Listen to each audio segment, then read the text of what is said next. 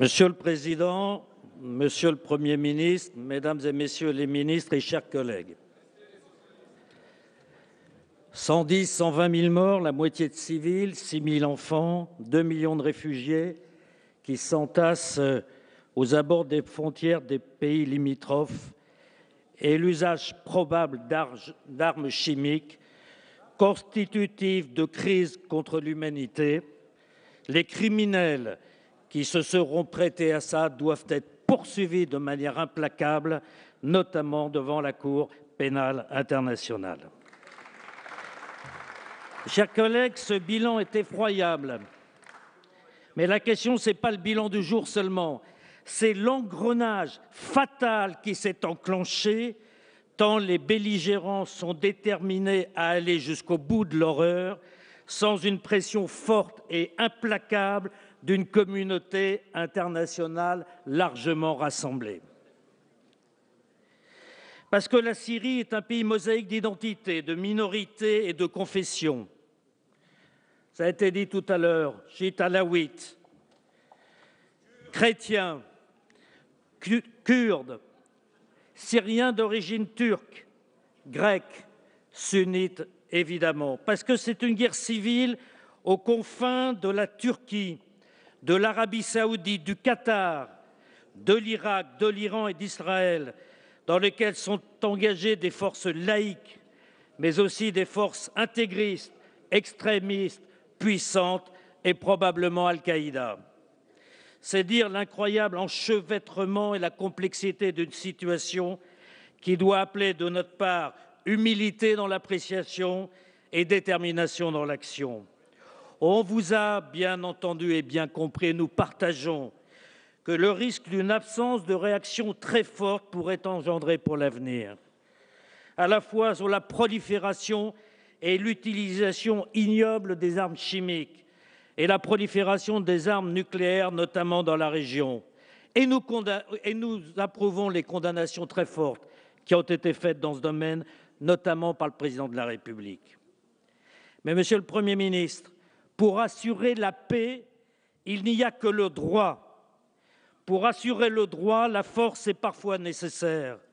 C'est ce qui a été fait au Mali sous l'autorité du Président de la République et de votre gouvernement, avec un soutien très large des forces politiques françaises, une attaque identifiée, un risque immédiat d'une mainmise de narco-djihadistes, une résolution de l'ONU, des accords bilatéraux avec un pays, l'engagement des forces africaines, le soutien logistique de nos alliés, la qualité de nos troupes et maintenant une force de l'ONU et des élections démocratiques dans ce pays. Oui, le jour d'après avait été prévu. Dans cette affaire, pour l'instant, le jour d'après n'est pas prévu. Alors, peut-on envisager une intervention militaire sans preuve irréfutable aujourd'hui? La réponse est non, c'est également votre réponse. Nous avons bien entendu votre conviction, celle du ministre de la Défense et de l'État-major. Le Premier ministre britannique aussi avait la même conviction. Mais pas de preuve irréfutable, a-t-il déclaré. Le secrétaire général de l'ONU demande 3 semaines pour faire un rapport circonstancié. Et nous ne doutons pas, contrairement à des mots d'ambiance, que dans un des pays les plus surveillés au monde, 24 heures sur 24, tous les éléments puissent être apportés pour faire la démonstration de l'utilisation et des utilisateurs de ces armes chimiques ignobles.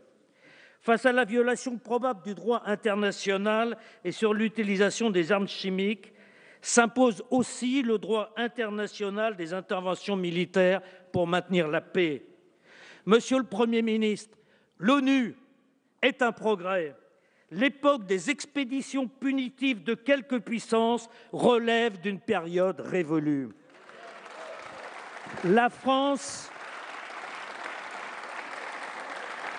et vous, la France a toujours choisi la légalité internationale, les accords bilatéraux et l'action collective.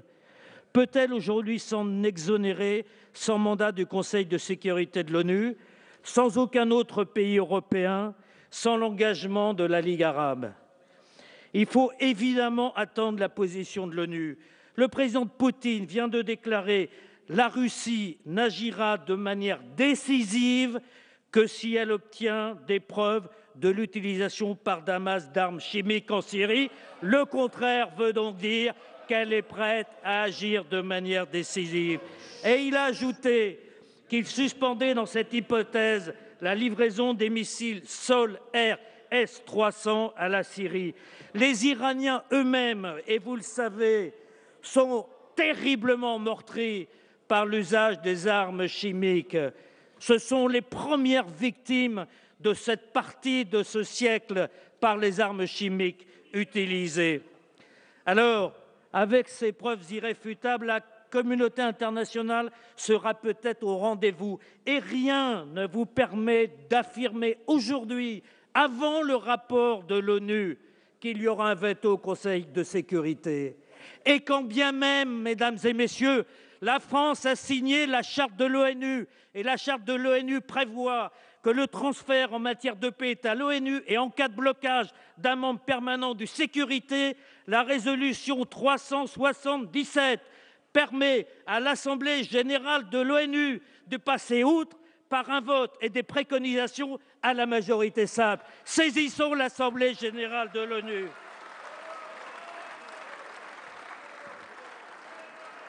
La France peut le faire comme le secrétaire général de l'ONU. Une intervention immédiate sans cadre légal ne fait pas l'unanimité non plus de ceux qui sont tout proches du terrain. Le secrétaire général de l'ONU vient de le déclarer lui-même, une action préventive risquait d'aggraver le conflit en Syrie. La Ligue arabe ne s'engage pas. Le Liban peut peut-être l'écouter, il ne s'engage pas. Les chrétiens d'Orient sont inquiets, si j'en crois les déclarations de l'évêque d'Alep, ainsi que quelques opposants laïcs au régime, comme la présidente du mouvement de la société pluraliste. En tout état de cause, Monsieur le Premier ministre, notre responsabilité est de protéger les Français et les intérêts français. Les Français sont présents au Liban. Plus de 1000 de nos soldats, avec la casquette de l'ONU, mais français, sont présents en terrain Hezbollah. En cas de déflagration, nous aurions, nous, de fait, des troupes au sol engagées dans cette région. Et puis nous avons des civils au Liban et en Syrie, notamment à Damas, où la communauté du lycée français de Damas, et vous le savez, extrêmement inquiète. Le président de la République a déclaré hier « La menace pour la France ne cessera pas tant que le régime de Bachar al-Assad sera en place ». Est-ce à dire, Monsieur le Premier ministre, que l'objectif militaire serait le départ de Bachar al-Assad? Avant tout vote éventuel de la représentation nationale, toute la représentation nationale, Assemblée nationale comme le Sénat, dans les mêmes termes, nous vous demandons que toutes les hypothèses politiques, diplomatiques, notamment au G20, au Conseil de sécurité, à l'Assemblée générale des Nations unies, soient explorées en attendant le rapport officiel des Nations unies. Peut-être aurions-nous dû agir beaucoup plus tôt, il y a 18 mois ou 2 ans, lorsque l'opposition démocratique et laïque était clairement majoritaire, mais c'est le passé. Peut-être aurions-nous dû installer les zones d'exclusion aérienne, voire les zones d'exclusion maritime. Mais aujourd'hui, pouvez-vous nous dire, Monsieur le Premier ministre, quel est le rapport de force exact entre les laïcs démocrates et les intégristes quant à leur organisation, leur poids militaire respectif, car toute frappe, de fait, confortera un camp au détriment de l'autre. Dans cette crise, les lignes internationales bougent et vous y êtes pour quelque chose. Et le président de la République y est pour quelque chose. Un nouveau rapport de force est installé. Le risque de frappe contribue probablement à la solution pour vraiment donner une chance à la paix. Mais sans une coalition très large, sans la protection totale de nos compatriotes et de nos intérêts, sans un soutien des Européens, sans l'accord de la Ligue arabe, sans un soutien de l'ONU, soit par le Conseil de sécurité, soit par l'Assemblée générale de l'Organisation des Nations unies, une frappe préventive n'est pas possible. Vous nous proposez tout simplement de renier notre signature de la charte de l'ONU qui a transféré à cette organisation le soin du maintien de la paix dans le monde. Nous avons signé cette charte. L'ONU est un progrès, n'est pas une organisation secondaire dans l'exercice des responsabilités du monde. Vous savez, Monsieur le Premier ministre, il n'y a pas ici des va-t-en-guerre irresponsables ou des désinvoltes détournant le regard devant ces drames et devant ces crimes. Il n'y a que des parlementaires soucieux de défendre les intérêts de la France et des Français et de contribuer à une issue décisive pour mettre un terme à ce drame effroyable. Sans cadre légal, sans coalition internationale large, sans avoir prévu la solution politique du jour d'après, en s'appuyant simplement sur la morale du jour, avec les informations du jour comme décision, n'oublions jamais que la vraie morale s'apprécie dans la réalité de la conséquence de nos actes et de nos décisions, c'est-à-dire bien plus tard. Merci, Monsieur Borloo.